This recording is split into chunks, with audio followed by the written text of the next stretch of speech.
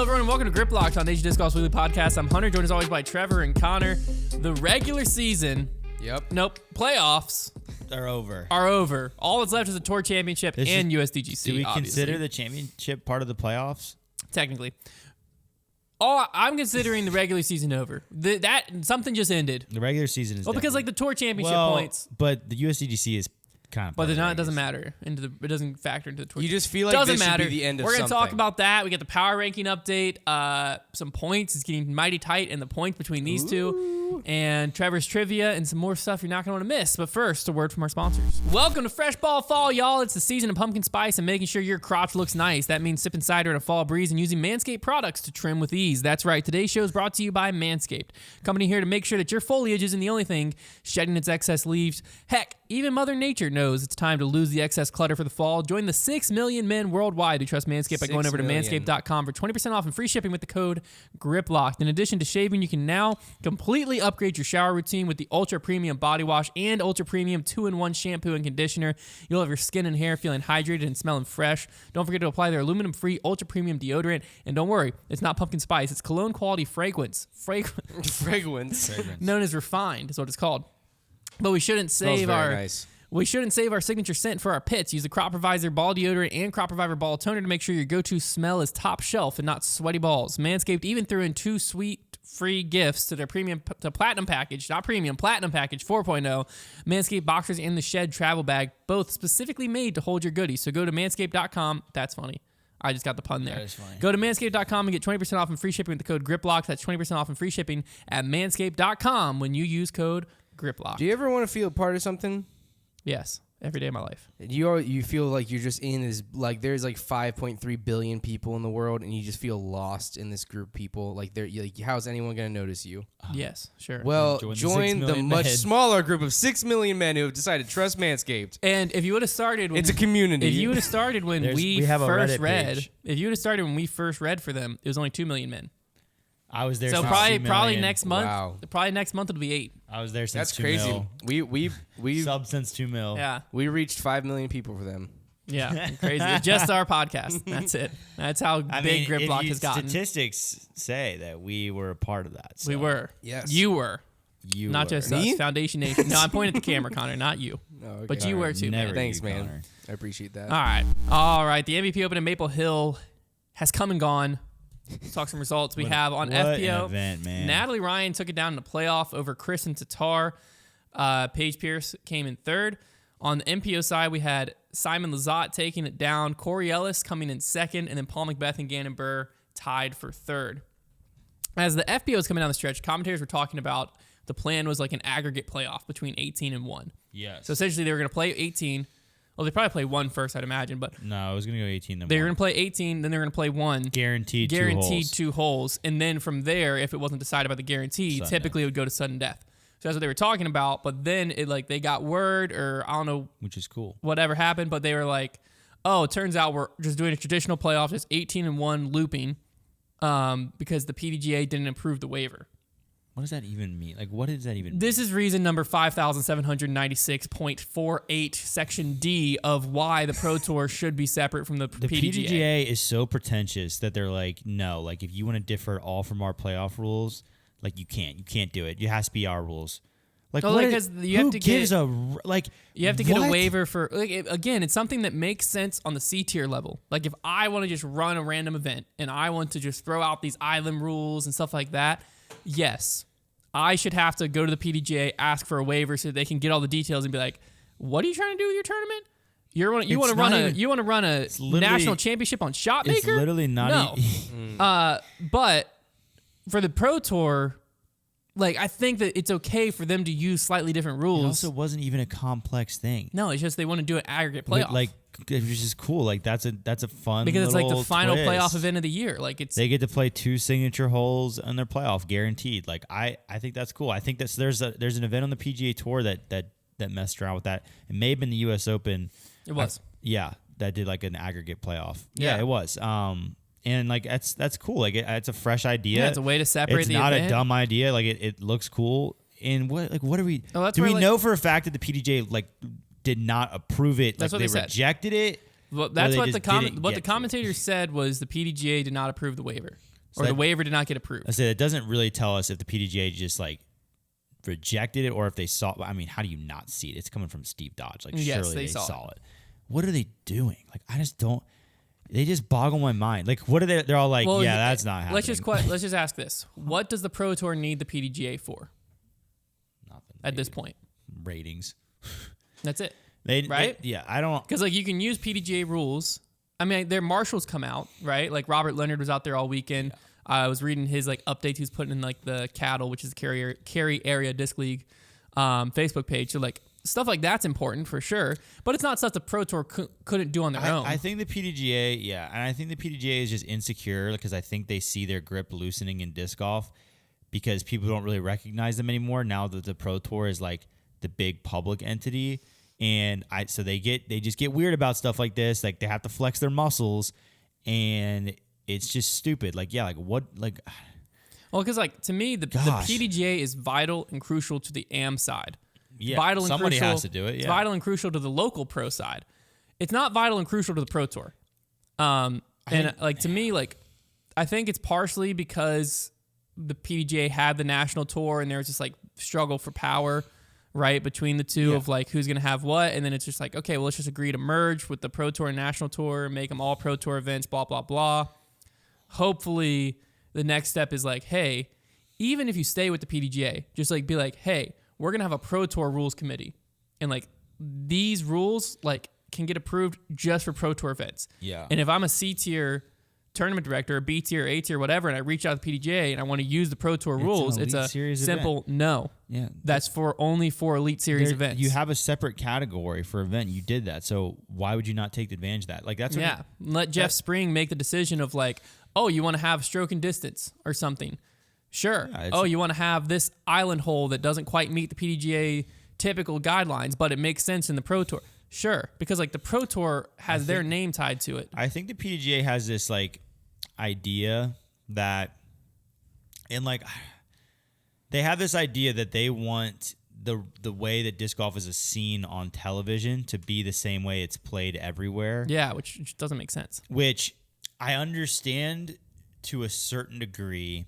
However, it is limiting the sport in ways, I think, because there's like, I think there are just holes in the rule book for the PDGA in general. Well, the issue is because it's not expansive enough. It's because they have to worry about too much on the lower end. Yeah. Like they have to worry about how Amando is going to be played at your local C tier, so then it almost screws Simon out of a win at a Pro Tour. They have to worry about how island rules are going to happen at local B tiers. So then they have to prevent things from happening on the Pro Tour. They have to worry about other people trying to do weird playoffs. So now they have to prevent it from happening on the Pro Tour. It's when like realistically, you could have a separate thing of rules on the Pro Tour where you know there's going to be spotters. You know there's going to be different things that happen that might not happen at a C tier, and it's okay for them to have something differently happen. Yeah, I don't know. It's super odd because like it's not something you see in golf. Like there's just one set of rules and like you play by it. I think disc golf just has like you have a few like niche things like the Mandos and things like that to where they've got to make rules like that. But yeah, I don't know. I agree. I think there needs to be some more separation or flexibility. Like they just need to allow for some flexibility. But like we know that the PDGA puts their foot down because like when it comes to the most like the biggest event of the year, arguably in USDGC, like they're not even going to be. It's not even going to have ratings. Like PDGA. But I'm fine with that. I know, like, but I'm just saying make them all X Elite Series. I'm just saying like the PDGA doesn't give a frick. Like they just will not bend to. I disagree because they still rules. let the USDGC be a major. Right, but so they don't put their foot down fully. Well, they put it down enough. Like why? Because like why would they keep ratings out of it if they were actually happy about it? Like they clearly there's got to be some tension. Well, I'm sure there's tension there in general because the PDGA doesn't have a grip on the USDGC. Yeah, kind of do whatever it wants. Yeah, I think the PDGA has always been a little bit like if they don't own it, they don't like it. And then there's some things that they do own, like the U.S. women's, and they still don't like it. And they still don't like it. So I don't really know. Man, it just gets further and further apart from the amount of times that I'm like, oh, good job PDGA. Like they kind of stink. And by kind I mean they do stink. I randomly just got signed on my. It's Google not an account. easy job being in their shoes. They've got a tough crown to wear, but like it's not an easy job being the Pro Tour either. And the Pro Tour more often than not impresses me with their efforts, and the PDGA does not. Yeah. So leading into the event, one of the storylines that happened was during the press conference, Paige Pierce, I'm just going to summarize what she said, basically said she hates winning and doesn't care about disc golf anymore. Is that you pretty much could quote accurate? it. Spot on. You I thought you pretty said you much weren't- could quote it. I thought and you it said would you were gonna sound just summarize like it. that. No, what she really said was she lost her killer instinct and doesn't really care to get it back. Yeah, she said, I don't really and care she to said, get it back, and I don't she know said why. it feels good.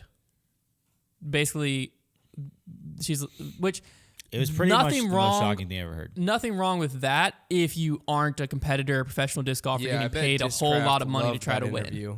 Yeah, Discraft has got to love seeing their number one paid, Also- probably like their number 2 or 3 paid player in their entire company, being like, yeah, I just kind of lost that killer instinct, and I just don't really care to get it back. Like, it's Yeah. like Also weird What? to have the name Fierce and Passion as your 2 discs. And then and then be like, you know what? I don't have either of those right now. And release a documentary called Fierce about trying to become the greatest player of all time. Her and next win disc is going to be 6. called The Chill. Yeah. that is so funny. I never even thought about that. The fierce and the passion, and she Maybe does- that's why they're discs, so she can just throw them away, throw them out of her bag. She can just like, yeah, get that down the Guess fairway. she took the passion out of her bag. you know. Oh, maybe that's it. No, like here's what my take is. I think that it's easy to say I lost my killer instinct When you're and not winning. all that when someone just came in and beat you and you're like, well, what the heck happened? You know what? I just must not care that much anymore. And it's like, no. Because like if you watched her on coverage this weekend when she got a taste of it, when she was close to winning, She she could cared. taste it. She cared. There were some bag slaps, some anger. Her She killer definitely instinct came back as soon as she could taste victory. Yeah. I think what happened was it wasn't you She lost your forgot- killer she instinct. forgot what You it felt forgot like. how close, like you forgot what a win tasted like. Yeah. And then you got close. You're like, there's that honey Tastes again. good. Give me that thing. I want it. It's just, but you know, Somebody clip that. it's a simple thing. In disc golf, I think it is interesting because most of the money's made off the course for pretty much Yeah. players across the board. Yeah, it's right. it's the live golf scenario. Yeah, where, to where- your money is guaranteed. Like, yeah, it's probably really easy for Paige to. She's committed really hard lately to the like good attitude, like short-term memory situation, which is a good thing. Yeah, there's nothing wrong with There's that. nothing wrong with that. That's a great way to play disc golf, but it's like gotten to this extreme where I think she gets off the course and is just like content because she's kind of made her money. And in fairness to Paige, she has put in a pretty long disc golf career to this point, a very long one. Yeah. So it's not like she's just got on the scene and didn't have to earn anything. She put in a lot of work to get to this point, but you're still in the height of your prime. You're still being paid a lot of money to perform. You have a lot of fans that want to see you perform, and to hear them say that you just aren't really caring about winning is a little sad. Yeah, it's not the best look. Definitely. Yeah. And it was mainly received with pushback of like, what the heck?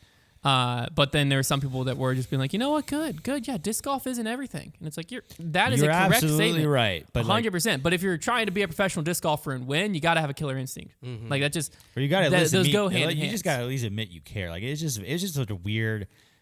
It's one thing to be like, yeah, I'm just kind of lacking that. I'm just a little off. I'm lacking that killer instinct. But just be like, I didn't really care to like get back to where I was. Like that's just weird. Like I don't know what's going on there. Yeah.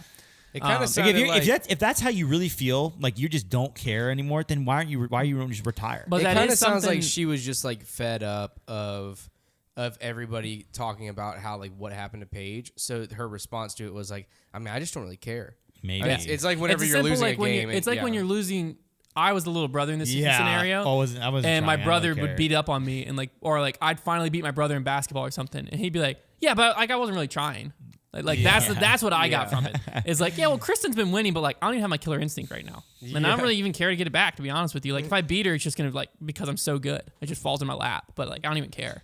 Like that's the essence I got when it's like, no, Jimmy, I know you were trying. You were trying to beat me. Admit I beat you. It's like, I wasn't even trying. I don't even care about like, oh, this little basketball game, dude. Like, I wasn't even trying. Like, oh, that's what I got. And I think that's why it frustrated me. Is my Ew. childhood wound. Yeah, it was weird. That's one of the weird like disc golf. It was a press very weird. conferences. And Kristen's wasn't that much better. Kristen basically, I didn't I mean, hear she hers. didn't say I don't have a killer instinct, but she did very much just be like, you know, it was more of her seemed more of like someone, because what she said and how she plays contradict each other. Because she said, like, I just kind of stick to my game plan. If someone else beats me, they beat me, whatever. But then she gets to hole 18 and she was playing chess with Natalie Ryan, like watching what Natalie Ryan was doing and adjusting her game plan accordingly. No, she's To where I'm like, Okay, Kristen. Well, you can say that. That's probably just like a nice thing to say. But like when rubber meets the road, you did adjust your game plan to try to win. This is not a popular take at all. I'm aware of that. That's but fine. Disc golf has. We're not a popular podcast. Yeah, disc golf has this weird stigma going where like it's always had this, but like it's broken through really hard to the pro scene where like everybody's best friends, and that part's fine. But like during the event, like time somebody throws a shot, everybody's got to fist bump each other and say like, I am all for, like, don't get me wrong, I don't have a problem with sportsmanship, but you can show good sportsmanship without like. Well, you know what it is? The money's made off the course. So it's important to be well liked by everyone. I don't know, and keep your sponsors happy, keep your fans happy. Because if you are someone who's just like super competitive, and me and you are going head to head, like if there is a like Duke and UNC, right? Obviously that's not a professional sport. We can go with a professional rivalry, but Duke UNC is the easiest one for me because that's my rivalry. No one expects them to like each other, right? Like if that's a professional sport, they're not expected to like each other. They're expected to hate each other, actually, and their fan bases hate each other, and that's what's great about it. But it's because what they're playing for is just on the court. That's it. Yeah. Whereas in disc golf, you're playing for off the court stuff. Like if you're someone who like your fan base starts to not like you, look at Nico, right? Like if people start turning away from you, you start becoming too polarizing, you're too competitive, it could make it where you can't make a living because like no one will buy your tour series disc, you get dropped off a tour team, you get whatever, and now all of a sudden, so like realistically what our current culture and the way people make money in disc golf creates, in my opinion, and I'm not saying this about any specific person, but I think it's not a stretch to say this. In my opinion, the way people make money in disc golf, what it creates is a bunch of fake people. A bunch of people who like can't let their opinion come through. They can't let their true self come out. They can't be too competitive. They can't be too polarizing because it would risk their bottom line and their income. And the few who can, like Paige in the past, for instance, are willing to step up and come after the PDGA. They're willing to say stuff. And you know what ends up happening a lot of times is they get more popular a lot of times. Or Paige can say something like, I just don't really have my killer instinct and not worry about her bottom line because she's been so successful. She's gotten to where she can make money. She can do stuff. But if I'm a player who I'm in like 10th place in the Pro Tour rankings, right? And I'm like getting by, I'm doing fine, but my next year isn't guaranteed. I can't risk it. I can't risk being a polarizing player. I can't risk being too competitive because if I polarize and push away too many of my fans, I can't make money because the money's not on the course, it's off the course. It's a popularity contest. Yeah, I mean, to some degree. I mean, there are definitely a lot of players who the money is on the course. Yes, and it's getting bigger. But I'm saying, like, once you win and you're like, hey, if I'm just good enough to win, I don't need sponsors. If I'm good enough to come top 5, top 10, like if I average finishes top 15, right? That's just my average. I'll be able to make a really good living and not care. Like, the sponsors are great, but I don't need that to live anymore. Then I think we'll start seeing some real stuff. I just like as somebody who watches a lot of competitive sports, I'm always gonna root for I want to see I want to feel tension coming down the stretch. I want to see players look like they're locked in. I want it to look cutthroat, like serious. And I don't want to see players like coming after each other. Like, I mean, yeah, it's entertaining, but like that's not what I'm talking about. I'm not like against sportsmanship. It's just it always is so weird to me. Like every single shot, everybody's going around, nice shot, because you're upset about that shot. Yeah, and it's like, okay to be upset about that shot. It's okay. Like you shake hands after the round. You're on hole 18. Like and the person you're dealing with throws a great upshot and just puts you in the grave. Like you're not happy about that, and you know it. Like it bugs me. Like after the round, shake their hand, good game, like that is. Well, like if you look at the sports, that's what happens. But there is a time too during the round to be like, great shot. Like if something crazy happens or something, it's just absolutely. Like there are some groups where it's like after every single shot, and I feel like I'm watching an exhibition. Like I feel like I'm watching some kind of like skins or doubles match. And I'm just like, what? And like, I have no control over this. This is all on the players, and it's not even like it's something that the tour is like creating. It's all of them. So like, it's more just an observation take rather than anything. I'm not because I can't tell them what to do. It's weirding me out. That's all I'm gonna say. And I realize everybody hates that, and people are like, oh, so you don't like sportsmanship? That's not what I'm saying. It's a weird one because. Well, imagine this. Let's just take it to a different sport. Okay, let's just take it to basketball or football. Let's take it to football. Like imagine the quarterback gets absolutely lit up and sacked, and then the other team comes over and it's like, dude, great hit, man. That was sick. All right, we're gonna line up. Let's do it again. Sick sack there, dude. No. Like, of course that doesn't happen. What happens is the dude who just sacked him gets up and celebrates in their faces, obviously, because, like, why wouldn't you? You just sacked him. The other team sometimes gets upset. I'm not saying, like, a fight breaks out or anything like that, but they get upset, and what's their mindset is, like, do not let that happen again. Or, like, if a wide receiver beats you down the field, catches it, runs in for a touchdown, and what would happen in this scenario is, like, the other team would be the first people to come up and congratulate him. Be like, dude, sick touchdown, man. Love that you beat me there. That seems weird, right? In any other sport, that seems weird. What happens is after the game, then you go up and you show your respect. Like, hey, great job out there. Y'all beat us. Respect. But during the game, you're going against each other. It's a sport. You're all there to win, and only one person can win. Unless you're not all there to win, then it makes sense. Yeah. FPO, though, did have a very exciting finish. Came down to the wire. Took it to a playoff. Lost my note. Doesn't matter. It was pretty thrilling. Kristen on hole 18 I thought was interesting. Well, Natalie Ryan first, when they played 18 originally, pulled it right. It like kicked into the fairway. Kristen's shot, she pured it, but just didn't get much distance on it. She lacks a bit of distance, and it holds her back. But what was weird is, like, she also doesn't throw full power very much. The first contact shot, you couldn't see how short Kristen was throwing, right? Because Natalie hit early, kicked left, Kristen in the fairway, and was farther up than Natalie. And so then they both laid up, both took fours, boom.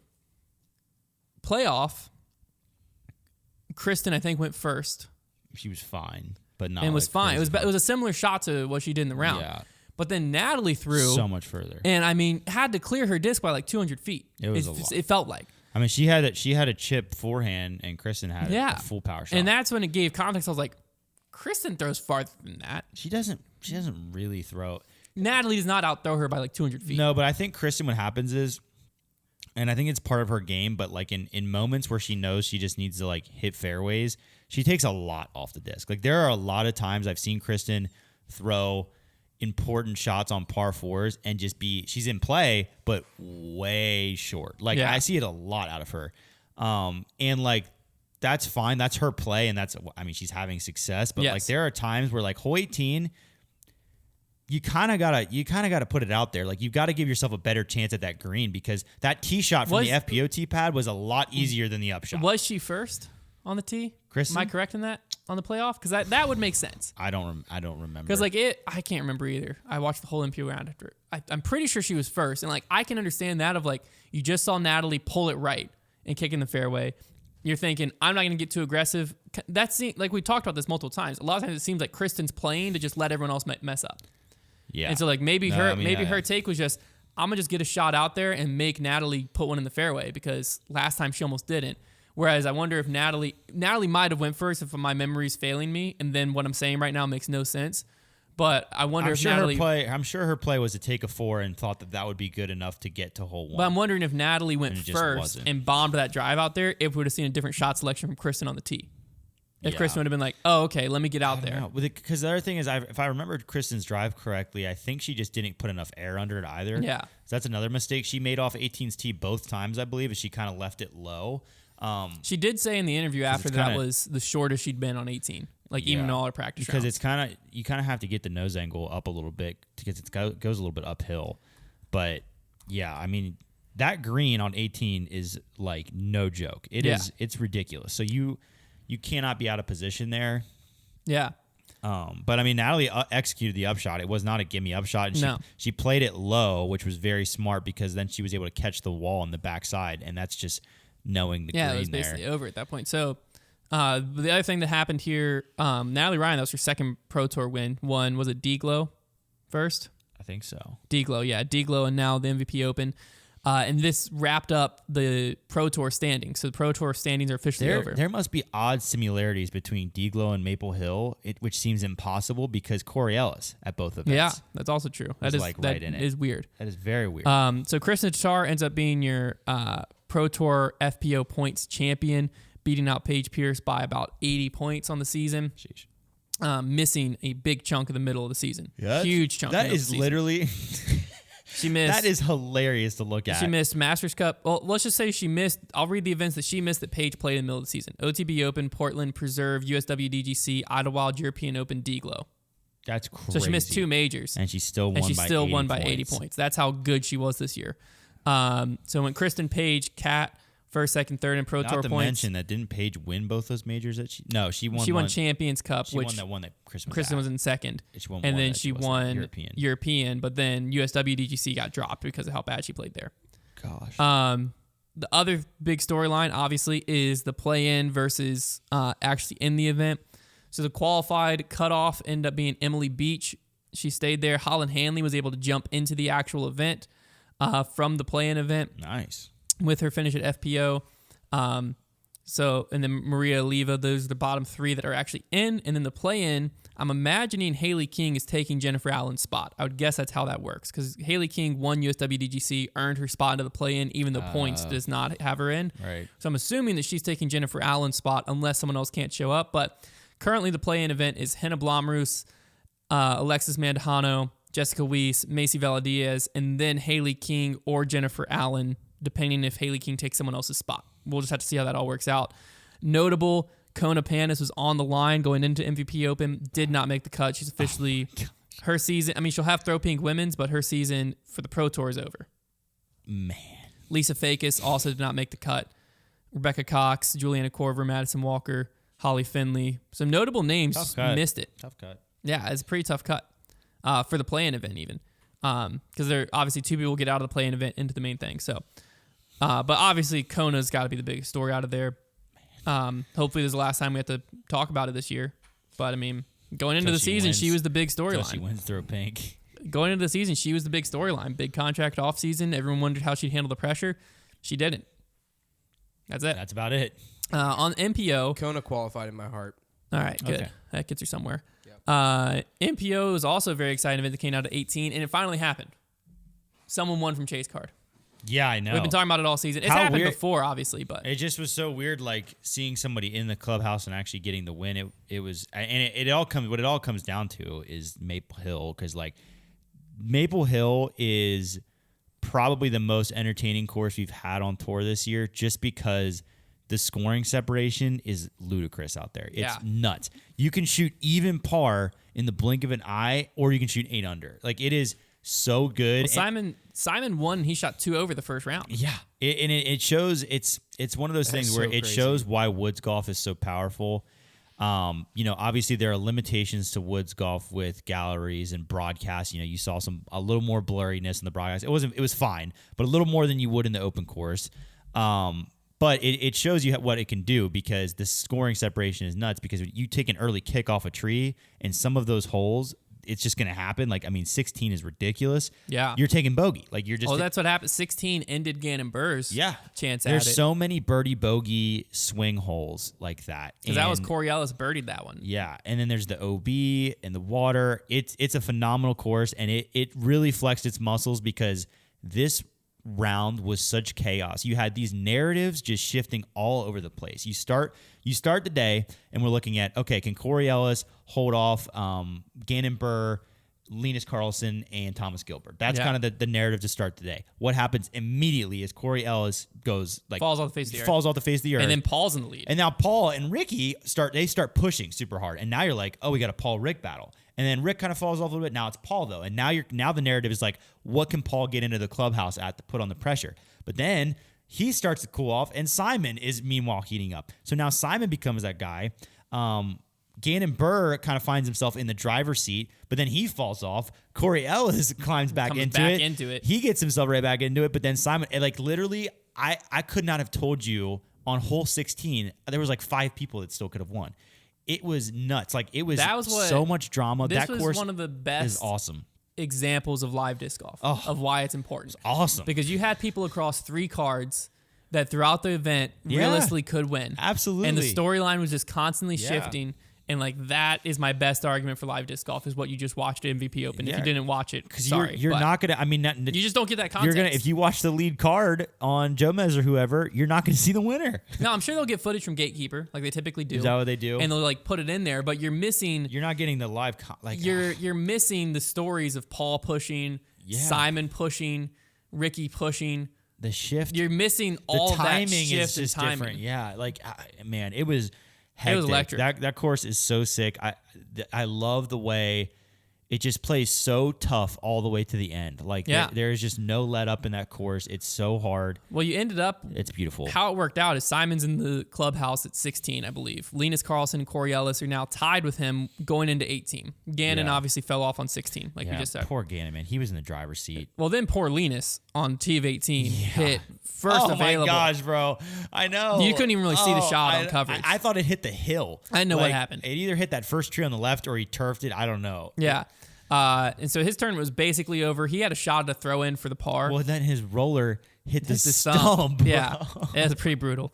And then meanwhile, Corey threw one of the farthest drives I've seen on that hole. Dude, I don't understand. He takes that little like 2-step run up and just launches. He's built for disc golf. And he's throwing that. It looked like a proto. It had like the test flight stamp on it, but it was a Z. Like maybe it was like a proto Force Zeus or something. I don't know. Well, it had the Paul proto stamp. Oh, it was like the one that like the bar one. Maybe like a Z Zeus. It was either a Z Zeus or a Z Hades that was stable, but he was crushing that thing.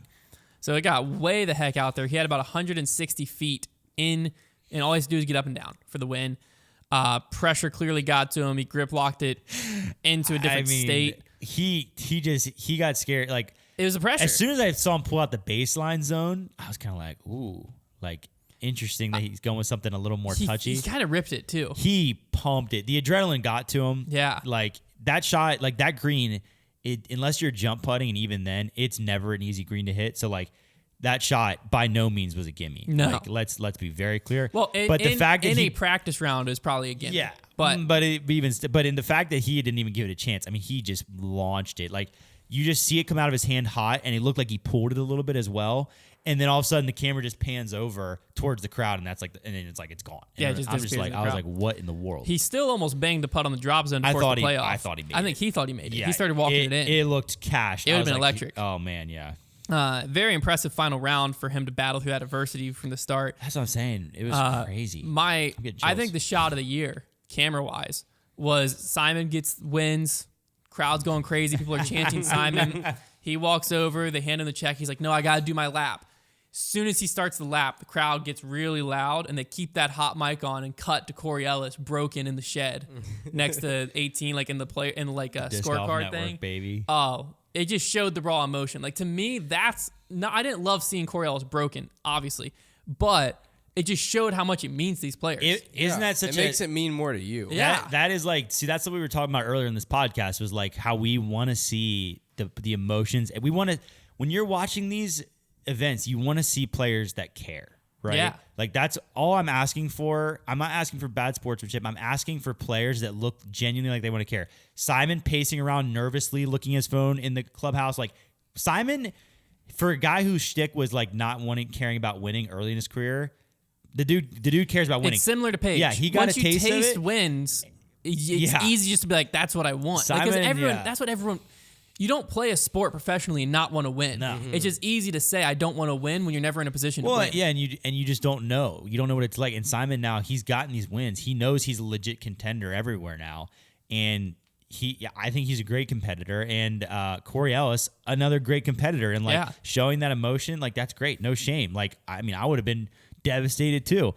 But it was awesome. It was And some people were like, I don't know why they would cut to that, blah, blah, blah.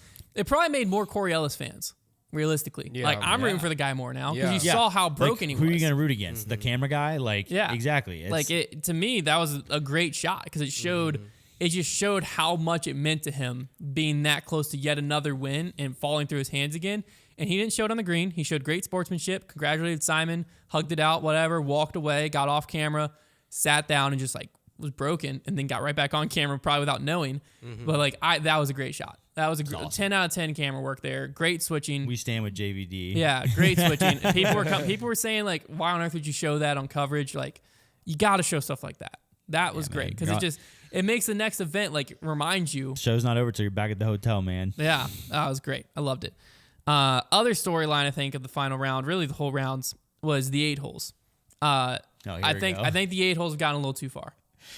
I'll say my part and then you can say yours because you got a lot of. So I just want to say for their sake, watching them like throughout the event, hearing the roars from the crowd was awesome. Like incredible. I think that they have the best spectators out there. Like they're incredible. The 8 holes thing I think is really cool because I love when events give themselves character and they give themselves unique things to be remembered by.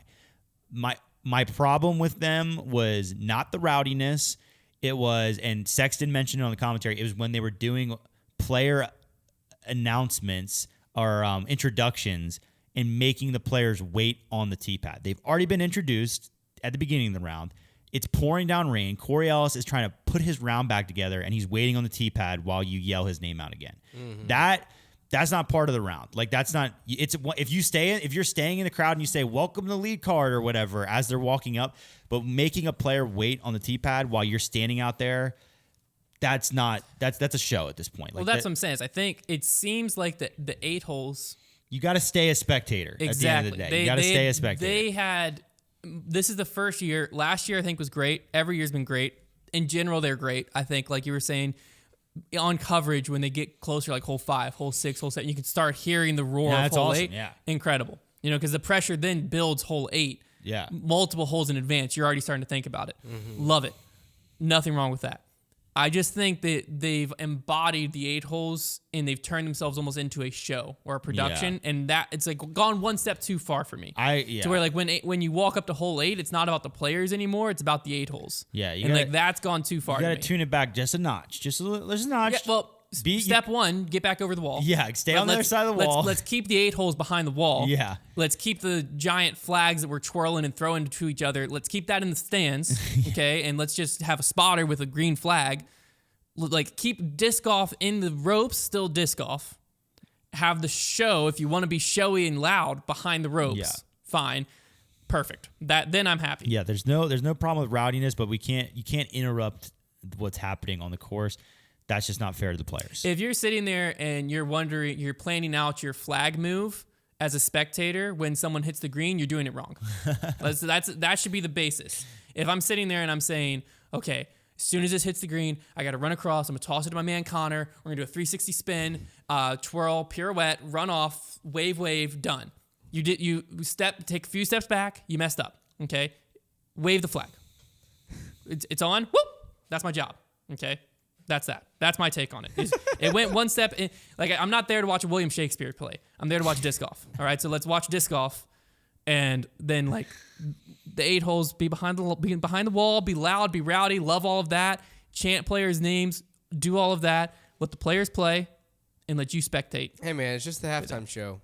That's what it felt like. That's what it felt like. Like if they would have had a stage and Rihanna stepped out and it was like, hey, before you play hole 8, we got a 3-hour production here, I would have been like, the all whole right, 8 like that's concert. Next year. I think if we don't stop it, that's next year. Is they're gonna have Corey Wong come down out of a tree with his guitar and just like the identity jazzify hole 8. The thing, like their identity should be really loud, supportive crowd, not like a show. Exactly. Because it's not like that. You don't need to be taken away from the players. Like that, if what they're trying to emulate is like hole 16 at the Phoenix Open in golf, the Waste Management. That's the identity there, is that it's the loudest hole in golf, but like nothing gets onto the field of play, So like that's what it needs to be. But please don't get mad at us. We love them. Get mad at me. That's fine. We love them. Ricky ends up winning the tour points. We stand with Sexton. Thanks to Gannon's hole 18, which is pretty wild to see it come down to the final green, determined basically between Ricky and Paul. Because I think if Paul finished by himself, he was going to win by 0.97. It was less than a point. But then with Gannon tying him, somehow Ricky ended up winning by 5. Heartbreaking. It's pretty crazy. We'll actually go ahead and look at the MPO point standings now that we're talking about it. So Ricky takes home the season-long win there by less, like 4.4 points or something like that. Paul's in second, Calvin in third. That drop off to Calvin is nuts. Yeah, about 135. And then you have Gannon 4, Chris Dickerson 5. Simon with 4 wins is all the way down at 6th. Pretty shocking. Just he remember, really didn't. He missed Open and Belton. He missed 2 Pro Tours, really. Just remember that when we talk power rankings, like Simon is the most confusing player in the power rankings because he's not super consistent. Well, GMC, he went 51st. Yeah, but then he just comes out of nowhere and wins. He goes 51st first. I mean, like, so he's confusing. He's But all over the place. He's a winner, though. But this is what disc golf's like now. Yeah. Is like you have players who will go 35th, 6th, 2nd, 1st, 1st, Well, 3rd, it's funny 22nd. because then you have guys like Gannon who are leading him in points and have so many more top 10s, but just can't win. Just can't find it. They can't get it together on the right weekend. Yeah. Let's scroll down here. Can't win Make the big some one, notable jumps. Andrew Marweed, Linus Carlson, and Brody Smith Dang. were all able to jump into the main event. Presnell got bounced. Linus Oof. Carlson jumped 11 spots with his performance. He Yeah. jumped from out of the event totally That was sick. over the play-in event into the actual. They did a pretty Tour good championship. job on the broadcast. They did. I was very proud of it. like them giving out the scenarios. It was confusing, but they did a good job. Well, also the UDisc was updating it after every round. Like Yeah. as it stands right now, this is where it is. So I thought that was kind of cool. Presnell got bumped down. Albert Tam got bumped down. Nico got bumped down from the main event into the play-in event. Jake Ebenheimer tried to make the jump, couldn't quite. But he'll get in over Nico, right? Well, so as Eagle long as- Eagle has a play-in spot from the European Open. He's the only one. Last he talked in a press conference, he did not mention playing the Tour Championship. Okay. So if he doesn't play, Then Ebenheimer will get then in. Jake Ebenheimer should get in. Hey, Other side note, Nico's banned from the PDGA. The Tour Championship is PJ sanctioned. Never mind. Did anybody watch the $1 Million Shot? I totally forgot. I watched the highlights of it. Okay. Did anybody yeah, even get what remotely happened? close? No. Nobody sniffed Albert the basket. Tam was the only one they like posted about, and like they're like, oh, he almost ended on the first shot. He was like 15 feet wide. He went long at least. Okay. FPO did it on a windy day, so that was kind of tough. Yeah. I think the wind they didn't really account for, but yeah, no one did it. So Darn. No more millionaire. no more millionaire in the whole sport. Yep. The play-in event, though, as of right now, is Andrew Presnell, Jeremy Coley, and Albert Tam. Assuming Jake Ebenheimer gets in over Nico, then we have Chandler Kramer, Thomas Gilbert, Jake Ebenheimer. You already know Big Germ's taking that down in the woods. Probably. The woods, Carolina. Gavin Babcock couldn't quite do it. Dang he it, stayed at Gavin. 38th. Come on, Gav. Needed him. Connor O'Reilly Come on, Gav Bab. dropped out of the play-in event with his performance. Nate Sexton dropped out, and Luke Humphreys officially did not make it after his start. He started 4th, 2nd, first 2 weeks of the year, and was not able to get into the play-in event, unfortunately. I think he had like an awful finish at Maple Hill. He was like way back. 70th. Yeah. His last two finishes That's in the almost last. in the playoff events, he went 51st, 70th. Dang it. The two playoff events. So he could have done something. He could have done something in the playoffs because he went 8th the week before that. I'm excited for the play-in event. I've gotten to this point where like I know the format is not ideal, and mostly because it kind of does the top players a little dirty, but it doesn't change the fact that it's Still really very entertaining. exciting. It's very entertaining. So and also the fact that Brody's in it, like I'm really excited for him because like this is the type of event that like anybody can win, and like I feel like Brody has a legit shot at. So I'm excited about the play-in event. I'm very pumped to watch it. Yeah, well, we said it last year. I think we talked about it the same way. Like the Tour Championship, very electric tournament. I think that's where the Pro Tour is getting hung up. Is like it does create very exciting golf every year. Yeah. And so that's the tough part. Is like it creates very exciting golf, but it does put Ricky just got his award for winning the tour points, and that's about it. Like, Yeah. congrats, here's your trophy. That's that. That's the only problem I have with it. Is like Ricky did what was one of the hardest things to do, in my opinion, especially now in disc golf, which is win the points. Like be the consistent best player out there. That's like the hardest thing. And he did it with what? 4 wins? 3 wins? 4. GMC, Ledgestone, DDO, and Texas States. Very impressive season. He'll win Player of the Year. Yeah. More than likely, unless Definitely. Paul wins US. Well, I think some people I saw were asking about Simon because Simon has 4 wins. No, Rick has. Nowhere near consistent enough. If Paul wins USDGC, then That's the question. then it'll be Because then Paul will have Waco, he'll have Worlds. 2 majors in it. He'll have one less win, but 2 majors. Yeah, he'll have Waco and Worlds, but 2 major So wins. it gets very close at that point, kind of like it was last year. Very similar actually, but as long as Paul doesn't win, then Ricky wins Player of the Year. How do you feel Or about? if Simon wins USDGC, then I would probably give him Player of the Year. How do you feel about which that's very likely could happen. How do you feel about the tour points being decided with all the majors but USDGC, cutting USDGC out? I don't like it. Yeah, I mean, it is what it is. Like, I just think it's weird. Like, USDGC has that weird, like, it's a separate thing. It's weird. But if we're counting Worlds, European Open, Champions Cup in here, like, for all intents and purposes, the Pro Tour, all that's left is a Tour Championship. Like, the season's over. But, like, in my opinion, one of the biggest majors of the year is in 2 weeks. USDGC. I would have to know why they're not counting it, is basically what it comes down to. I think it's because of where it falls. Like, because, like, they're in playoffs. They wanted their playoffs to be the last say, I guess. Yeah, I think so. Like, I think once they get, I just don't like that. Well, that just comes down to the scheduling. Like, there's not really a way around that, I guess, unless you moved USDGC. You'd have to go like USDGC in between the playoff events almost. Yeah, which I think that's why they don't want it. Yeah, I just don't like it because, like, realistically, Paul could win USDGC, right? Or even Calvin's too far back. So really just Paul. Paul could win USDGC. Ricky could finish slightly down. Yeah. And Paul could have technically earned the points championship. It is what it is. Like I said, at this point, because there's not really an importance to that, then I don't really care. Does it factor? They both get a bye to the semis. Do you think that in the Pro Tour's Player of the Year determination, the USDGC is factored in? Because it's not in their points. No, it shouldn't be, right? Well, it should be. Well, I think. But no. I'm saying like it will be in the sense that anybody who is voting will be considering that. But like how weighted is the votes? I don't think it's very weighted. I want to say it's like 25%. Yeah. That's pretty. But like if 75% of it doesn't count USDGC, the 25% won't matter. But what is it? Is it 50% of it is the points where you finished with the points? Let me look. They changed it. They changed it this year to make it. They changed a lot of stuff to give power away from the fan because vote. People voted and gave Missy Gannon the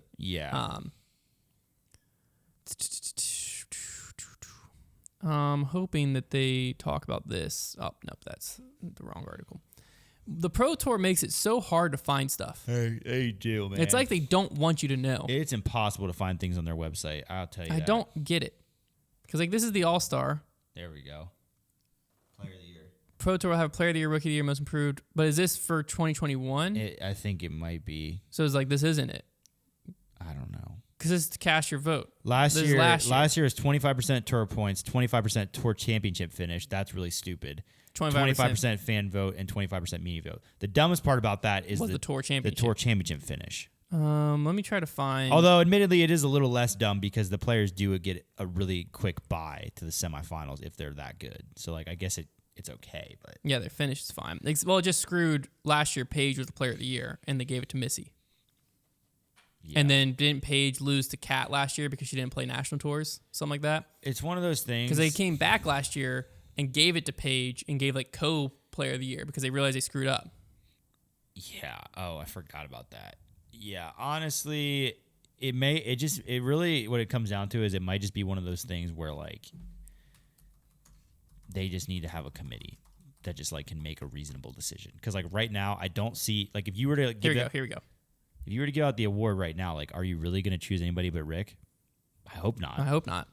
Disc Golf Pro Tour Player of the Year will now be determined by 3 criteria weighted equally: Pro Tour points, average finish at majors, so it will be and the Pro Tour Championship, and a media vote. So 25%, 25%. So they took the fan vote out.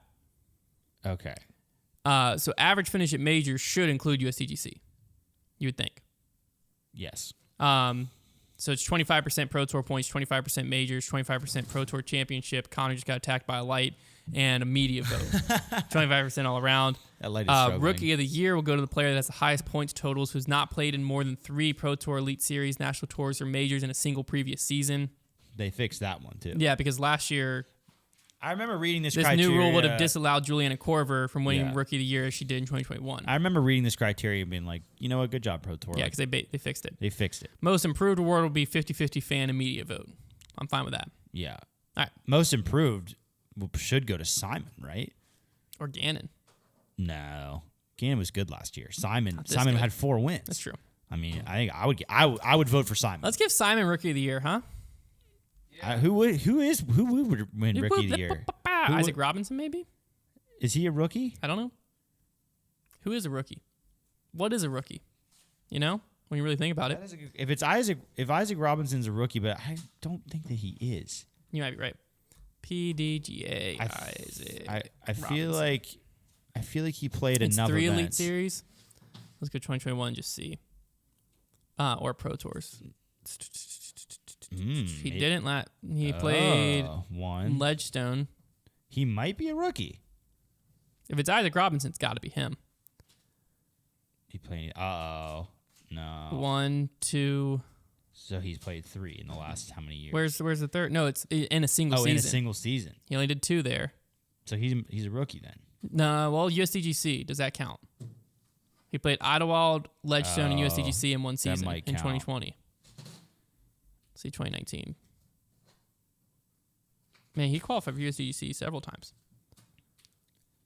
So It'd be tough. It'd be 2020 season determines if they count majors towards does it. it say that?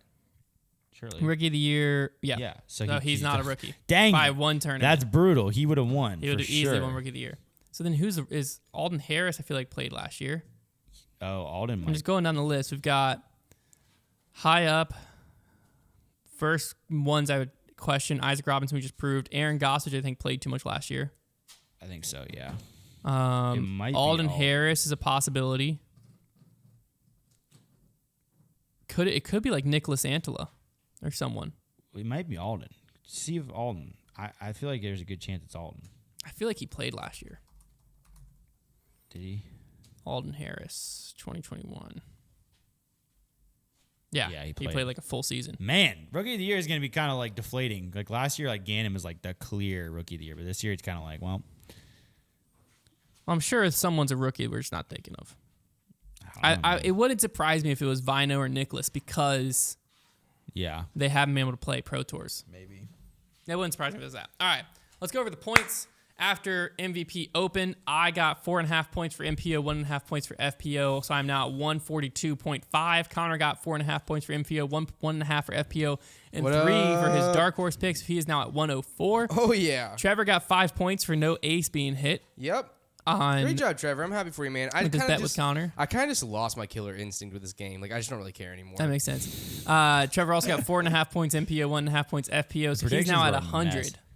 I'm at 100. So we have 142.5, 104, and 100. Y'all are getting kind Ooh, of close I'm to 4 each other. points ahead. We still have one more major and then One more major and then the the bracket. bracket, so we got to figure out what we're doing for that. But I got to do well at USDGC. That's I think the what it comes down bracket to. we go. Oh, the hardest tournament to predict. I think the bracket we go USDGC 's 1 gonna be point nice. for advancing out of first round, 2 points advancing out of second round, 3 points for advancing out of That's third kind of round, how we 4 did it points for last the winner. year. Yeah. And then just You just get I points. think so. Just fill out brackets. Someone did say, I think that the off season we should rework how we do our points. There's a few different ideas. Okay. One I'm person totally down. said it should be a draft. So if whoever won the last week goes last, whoever came in last goes first. And if I pick Paul, y'all can't pick Paul. That's actually I like a great that. I do idea. like that. Another yeah. person Except said, that would be brutal for FPO. It would be. It would be absolutely I brutal. don't know. because- There's been like 8 different winners in FPO. But like Top- if you top- pick Kristen, Yeah. Yeah. then but you it's who immediately- came in last the week before. Yeah. So then the next week you can pick Kristen Bro, again. and you like the 1 week that Kristen doesn't win. I'm down. I'm down to change everything. I'm also down. Like we've made this segment bigger than I think we even thought we would. Like this year, all we put on it was like somebody buying Chick-fil-A. I think we put more on it. I think next year we get like we get like a prize from the business maybe for us to compete Yeah. for because like well, we also a prize or a punishment. I think both. probably both a first last situation. Yeah, so 'Cause, like, second place you just it's are a there. it's a year long thing. Like we gotta have something bigger. The other things people were suggesting was you get a penalty. You lose points if someone you pick in your top 3 comes outside the top 25. I like that as well. So it puts pressure on you to really be Dang. strategic because you're not just Yeah. picking someone who could come in top 3, but Yeah. you're getting hurt if they come outside the top I like 25. that. I So like I think that we a lot. I think we do some strategy like that for next year's, but we got all off season to figure that out. Because this year has been like all right, for so long it was Paul, Ricky, Calvin. But Yeah.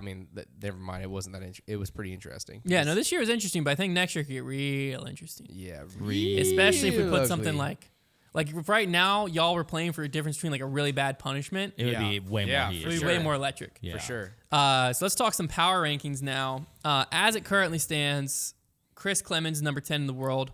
I'm going to just go with each place, and we're just going to be like, I think we just go gut check here. I think we just need to go with our gut here. Does the gut feel gut right? check. Let's look at Clemens, where he finished. He finished 58th. That's not good. Gut doesn't feel good there. No, If I'm being honest. No. If I'm being straight up with you, the gut does not feel good there. Who is somebody that he like bumped out? Is Freeman still in? Joel Freeman Is he not? is not. Then pump him in. Freeman instead. back in. Freeman's back. That passes the gut check. Well, how to did me. Joel Freeman do? He came in 11th. Okay. Joel Freeman back in Boom. top 10. That feels good to me. Let's look at Kevin Jones. Oh, Kevin.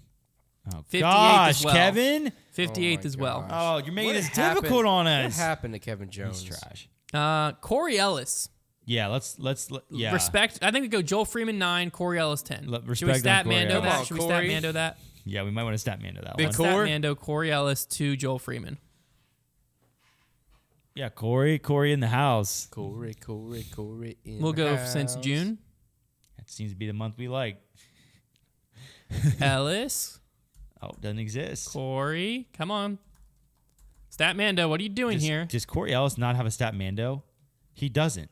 Am I spelling him wrong? No, he doesn't have a stat Mando. It's REY. What? How does he not? What the heck? All right, let me just scroll. You already went past it. There's just Brian Earhart in the E's. What? Oh, yeah. This must not be a full list. All right, well, we're just going to have to go gut check purely. Corey Ellis is 10, Joel Freeman 9. What the heck, Stat dude? Mando, I know you listen to this. Put Corey Ellis on your list. Yeah, dude. Come how on. are we doing that? You're doing my man dirty. Simon Lizotte was 8. He just won. How far up do we go? I think we bump him up to 4, where Matty O is, and slide everybody down 1. Okay, well, we bump. So I'm going to just put this in parentheses. Now, Simon Lizotte. Okay. So that would make Kyle Klein now 8th. Are we happy there? I think Kyle Klein played okay, didn't He he? came in 6th. Yeah. So maybe, but Gannon. What did What, Matty O where's, finish? where's Chris Dickerson? Calvin finished No, bad. we got to look at Chris. 42nd for Chris. Oh. I think Kyle Klein jumps Chris Dickerson. Okay. So I think this is now C. Dick. Yep. Kyle Manscaped. Klein stays 7th. Yeah, that's fine. So then we need Calvin didn't play. Calvin is very in well. 6th right now.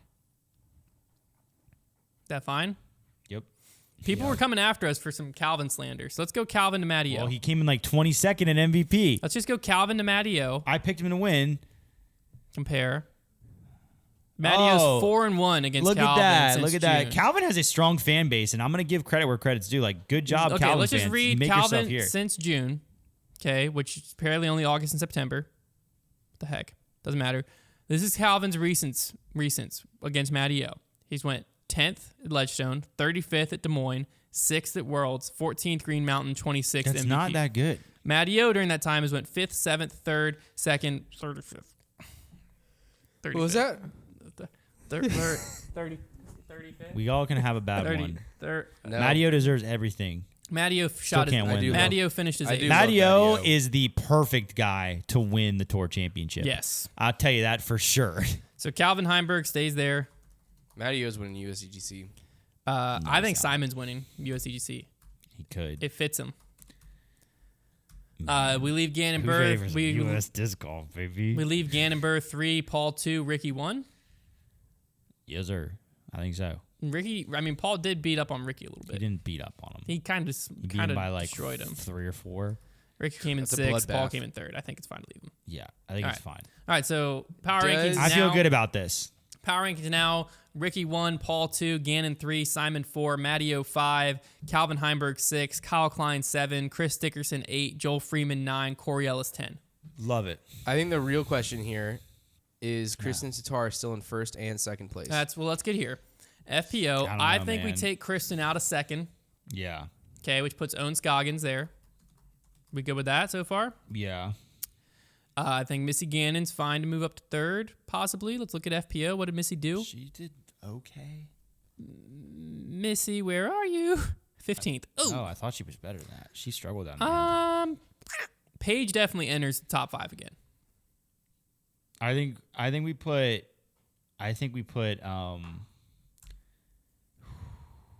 we put Natalie Ryan at 5. Okay. She gets back in with the win. Hasn't had an amazing season, but has 2 wins, so she gets into the power rankings. And Evelina's fine, I think, in 4. okay, and Paige at 3rd. put Paige back up to third. As much as it makes you want to throw up. I mean, she realistically. Well, the other option is we put Paige in fifth, No, Natalie I just fourth. don't even care. We could go Natalie, I've lost my Paige, killer Evelina. instinct for these power rankings, honestly, because they're so confusing. Paige, Pierce, Pierce. Gosh, dude. Power rankings Third. are tough, man. I understand why they're so hard now. Gosh, they're difficult. All right, there you are.